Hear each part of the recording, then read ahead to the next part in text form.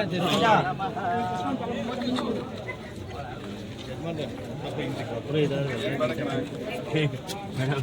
ಹಿಂಗೆ ನಿಂತ್ಕೊಬಿಟ್ರೆ ಗುರುಗಳೇ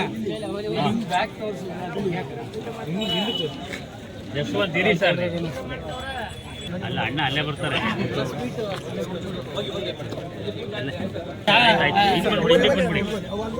ಗೌಡನ ಪಕ್ಕನಾರು ಹೋಗು.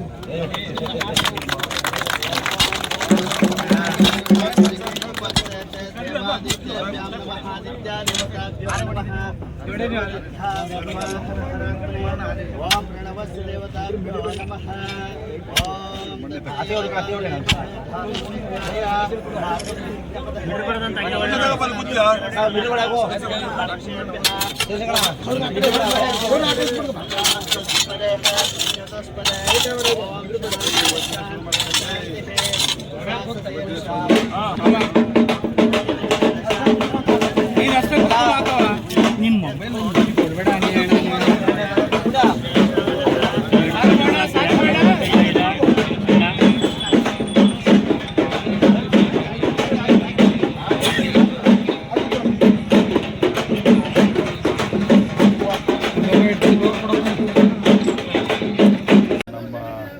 ಭಾಗದ ಜನರ ಭಾಳ ವರ್ಷಗಳ ಆಸೆ.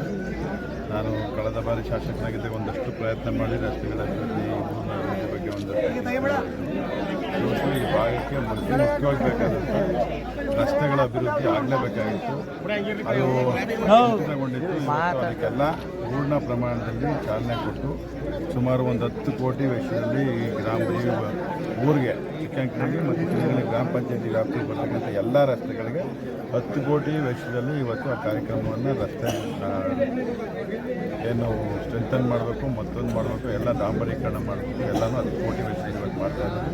ಅದ್ರ ಜೊತೆಗೆ ಚಿಕ್ಕಂಕನಹಳ್ಳಿ ಗ್ರಾಮನ ಮಾದರಿ ಗ್ರಾಮದ ಅಂತೇಳಿ ತೆಗೆದುಕೊಂಡು ಇರ್ತಕ್ಕಂಥ ಊರಿರ್ತಕ್ಕಂಥ ಎಲ್ಲ ನಮ್ಮ ಹಳೆ ಕೇಬಲ್ಗಳು, ಹಳೆ ಕಂಡಕ್ಟರ್ಗಳು ಏನಿದೆ ಎಲ್ಲ ತೆಗೆದುಹಾಕಿ ರೀಕಂಡಕ್ಟರ್ ಮಾಡಿಸಿ ಹೊಸದಾಗಿ ಏನು ತಂತಿ ವೈರ್ಗಳೆಲ್ಲ ಹೋಗಿದ್ದು ಅವೆಲ್ಲ ತೆಗೆದುಹಾಕಿ ಹೊಸ ತಂತಿ ವೈರ್ಗಳನ್ನ ಹಾಕಿ AB ಕೇಬಲ್ ಅಂದರೆ ಎಲ್ಲಿ ಈ ಮನೆಗಳ ಹತ್ರ ಏನು ಬಂದಿದೆ ಈಗ ಅಲ್ಲೆಲ್ಲ ಇದೆ, ಅದು ಮತ್ತೆ ಶಾರ್ಟ್ ಹೊಡೆದು ಮತ್ತೊಂದು ಆಗಬೇಕು, ಎಲ್ಲ ಥರ ಘಟನೆಗಳಾಗಬೇಕು ಅಂತೇಳಿ ಅದೆಲ್ಲನೂ AB ಕೇಬಲ್ ಮಾಡಿಸೋದ್ರ ಮುಖಾಂತರ ಸುಮಾರು 50 ಲಕ್ಷಕ್ಕಿಂತ ಹೆಚ್ಚು ವೆಚ್ಚವನ್ನು ಇದೊಂದು ನನ್ನ ಏನು ಅಧ್ಯಕ್ಷರಾದ ಮೇಲೆ ನನಗೊಂದು ಅವಕಾಶ ಸಿಕ್ಕಿದೆಯೋ ಅದರಲ್ಲಿ ಈ ಗ್ರಾಮನ ಮಾದರಿ ಗ್ರಾಮ ಅಂತ ಮಾಡಬೇಕು ಅಂತೇಳಿ ನಮ್ಮಲ್ಲಿ ಒಂದು ಪ್ರೋಗ್ರಾಮ್ ಇದೆ. ಮಾದರಿ ಗ್ರಾಮ ಅಂತೇಳಿ ಒಂದು ಊರಿಗೆ 50 ಲಕ್ಷ ರೂಪಾಯಿ ದುಡ್ಡು ಕೊಡ್ತೀವಿ, ಕೇಬಲ್ಲು ಮತ್ತು ಇವೆಲ್ಲ ಕಂಡಕ್ಟರ್ಗಳ ಬದಲಾಯಿಸ್ತೀವಿ.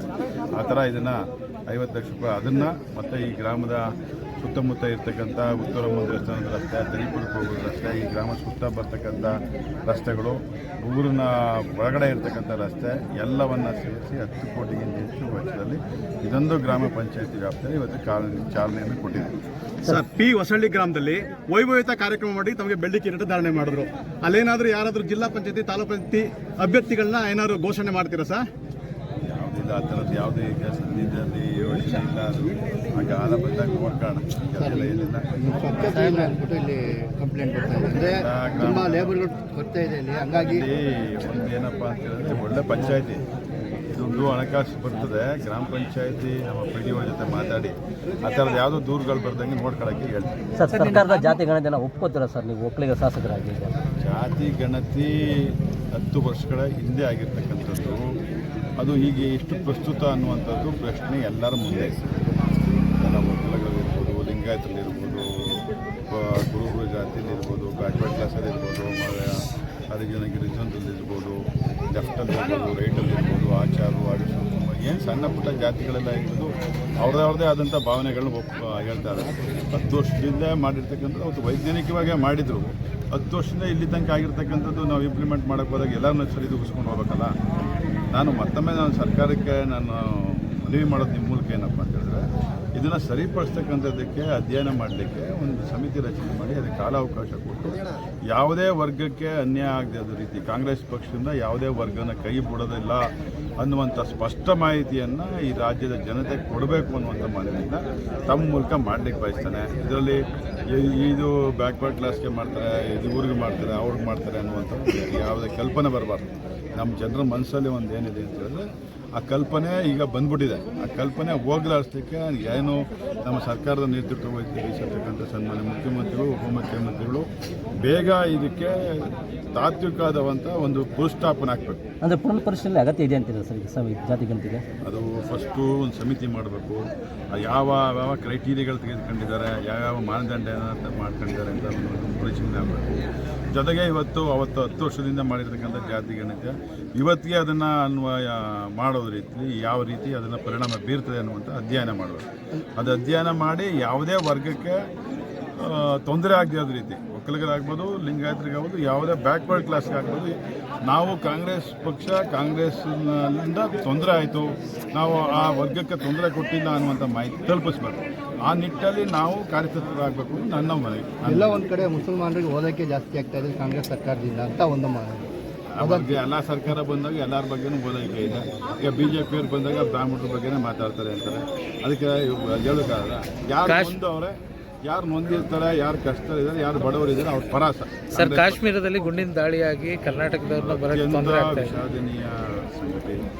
ಕಾಶ್ಮೀರದ ಬಗ್ಗೆ ನಮ್ಮ ಸನ್ಮಾನ್ಯ ಪ್ರಧಾನಮಂತ್ರಿಗಳು ಬಹಳ ಅತಿಯಾದಂಥ ಆತ್ಮವಿಶ್ವಾಸ ಇವತ್ತು ಅವರಿಗೆ ಉತ್ತರ ಕೊಟ್ಟಿದೆ ಅನ್ನುವಂಥದ್ದು ನನ್ನ ಭಾವನೆ. ಅವರ ಅತಿಯಾದಂಥ ಏನು 370 ಏನು ತೆಗೆದ್ರಲ್ಲಿಂದ ಅದನ್ನು ಮಾಡೋಕ್ಕೆ ಮುಂಚೆ ಎಲ್ಲನೂ ಯೋಚನೆ ಮಾಡಬೇಕಾಗಿತ್ತು. ಈಗ ತೆಗೆದುಬಿಟ್ಟಿದ್ದಾರೆ. ನಾವು ನಮ್ಮ ಅಸ್ತಿತ್ವವನ್ನು ಉಳಿಸ್ಕೊಳ್ಬೇಕು ಅಂತ ಹೇಳಿದ್ರೆ ಬಿಗಿಯಾದ ಕಾನೂನು ಕ್ರಮಗಳಾಗಬೇಕು.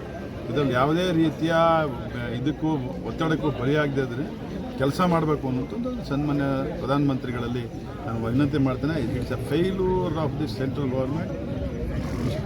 ಏನು ಅಮಿತ್ ಶಾ ಮತ್ತು ಪ್ರಧಾನಮಂತ್ರಿಗಳ ನೇರ ಹೊಣೆ ಆಗ್ತಾರೆ ಅನ್ನುವಂಥದ್ದು ನನ್ನ ಭಾವನೆ. ಸರ್, ನಿಮ್ಮ ಪ್ರಕಾರ 370 ತೆಗೆದಕ್ಕೆ ಈಗ ಒಂದು ಘಟನೆ ಆಗಿದೆ. ಈಗ ನೀವು ಭಾವನೆಗಳನ್ನ ಅರ್ಥ ಮಾಡ್ಕೊಂಡು ತೆಗಿಬೇಕು. ಭಾವನೆಗಳ ಅರ್ಥ ಮಾಡ್ಕೊಂಡು ಜನರ ಮನಸ್ಸನ್ನು ನಾವು ಇವತ್ತು ಏನು ಜಾತಿ ಗಣತಿ ಮಾಡೋದ್ರಿಂದ ಯಾರು ತೊಂದರೆ ಆಗ್ತದೆ, ಯಾರು ತೊಂದರೆ ಆಗೋದಿಲ್ಲ ಅಂತ ಏನಾರು ಯಾರಿಗಾರು ಗೊತ್ತಿದೆಯಲ್ಲ? ಸಾಮಾನ್ಯ ಜನರಿಗೆ ಗೊತ್ತಿದೆಯಾ? ಸಾಮಾನ್ಯ ಜನರಿಗೆ ಅದು ಮಾಹಿತಿ ಇದೆಯಾ? ಒಂದೇ ನಮ್ಮಂಥ ರಾಜಕಾರಣಿಗಳು ಅವ್ರನ್ನ ತೀರಿಸ್ತೀವಿ. ಮಾಧ್ಯಮದಲ್ಲಿ ಏನು ಬರ್ತದೆ ಚರ್ಚೆಗಳೇ ಒಂದು ಅಂತಿಮವಾದಂಥ ನಿರ್ಧಾರಗಳು ತಗೊಬಿಡ್ತಾರೆ. ಈಗ ಮಾಧ್ಯಮದಲ್ಲಿ ಬರ್ತಕ್ಕಂಥದ್ದು ಚರ್ಚೆಗಳ ಮುಖಾಂತರ ಮಾಹಿತಿ ಗೊತ್ತಾಗಲಿ ಅನ್ನುವಂಥ ಒಂದು ಮಾಧ್ಯಮದವರು ಪ್ರಯತ್ನ ಪಟ್ಟರೆ ಅದು ಯಾವ ರೀತಿ ಬಿಂಬಿಸ್ತದೆ, ಯಾವ ರೀತಿ ಜನರ ಮೇಲೆ ಒಂದು ಆಕ್ರೋಶಕ್ಕೆ ಪರಿಣಾಮ ಆಗ್ತದೆ ಅಂದರೆ ಈ ಸರ್ಕಾರ ಇದ್ರ ವಿರೋಧ, ಒಕ್ಕಲಿಗರ ವಿರೋಧ, ಲಿಂಗಾಯತರ ವಿರೋಧ ಅಥವಾ ಬೇರೆ ಎಲ್ಲ ಜಾತಿಗಳ ವಿರೋಧ ಅನ್ನುವಂಥ ಮಾಹಿತಿ ನಮಗಿಂತ ಜಾಸ್ತಿ ಮಾಧ್ಯಮದಲ್ಲಿ ಸೃಷ್ಟಿ ಮಾಡಿ ಮಾಧ್ಯಮದ ಮುಂದ್ಗಡೆ ಜನ ಬೇಜಾರು ಮಾಡ್ಕೋಬೇಕು ಅನ್ನುವಂಥ ಸೃಷ್ಟಿ ಮಾಡ್ತಾರೆ. ಅದನ್ನು ಮಾಡೋಕ್ಕೆ ಮುಂಚೆ ನಾವು ಏನು ಮಾಡ್ತೀವಿ, ನಾವೊಂದು ಕೆಲಸ ಮಾಡೋಕ್ಕೆ ಮುಂಚೆ ಆ ಕಾಲವನ್ನು ಪಕ್ವ ಮಾಡ್ಕೋಬೇಕು. ನಾವು ಫೀಲ್ಡಲ್ಲಿ ಅಭ್ಯಾಸ ಮಾಡಬೇಕು. ಏನು ಗ್ರೌಂಡ್ ರಿಯಾಲಿಟಿಯನ್ನು ನಾವು ತೆಗೆದುಕೊಂಡು ಮಾಡಬೇಕು. ಇವತ್ತು ಅದನ್ನು ಮಾಡದೇ ಇದ್ದಕ್ಕೆ ಇವತ್ತು ಕಾಶ್ಮೀರದಲ್ಲಿ ಇವೆಲ್ಲ ಆಯ್ತಾ ಇದೆ. ಎಲ್ಲ ನೇರ ಹೊಣೆ ಪ್ರಧಾನಮಂತ್ರಿಗಳು, ಗೃಹ ಮಂತ್ರಿಗಳು ಅಂತ ಹೇಳಲಿಕ್ಕೆ. ಈಗ ಕರ್ನಾಟಕ ಪ್ರವಾಸಿಗರನ್ನ ತರೋಕೆ ಎಲ್ಲ ಸರ್ಕಾರ ಎಲ್ಲ ಕ್ರಮ ತೆಗೆದುಕೊಂಡಿದೆ. ಅದಕ್ಕೆ ಏನು ಬೇಕು ಸರ್ಕಾರ ನಿಟ್ಟಿನಲ್ಲಿ ಕೆಲಸ ಮಾಡ್ತಾ ಇದೆ. ಆ ಪ್ರವಾಸಿಗರು ತರೋದೇ ಅಲ್ಲ, ಆ ಕುಟುಂಬಕ್ಕೆ ನಾವು ಶಕ್ತಿ